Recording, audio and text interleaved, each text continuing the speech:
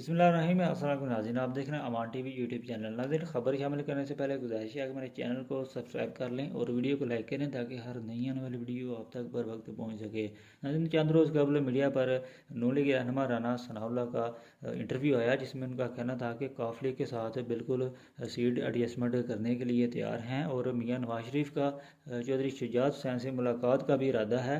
और काफ लीग की जो गुजरात में जितनी भी सीटें हैं, 1 2 या 3, वहाँ पर हम उन्हें आसानी से जो अकोमोडेट कर सकते हैं और काफ लीग से कोई कतराने वाला मामला नहीं। हम उन्हें एडजस्ट करने के लिए तैयार हैं और इंशाल्लाह एडजस्ट करेंगे।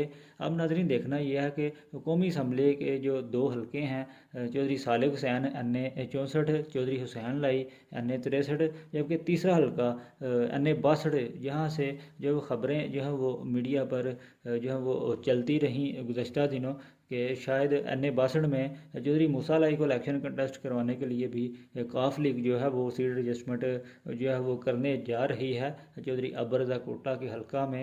नाज़रीन, अब देखना यह है कि इन खबरों में कितनी सदाकत है, ये तो आने वाले वक्त में ही जो पता चलेगा। अपनी राय से कमेंट बॉक्स में ज़रूर आगाह करें। अगली वीडियो तक के लिए दीजिए इजाज़त। अल्लाह हाफिज़।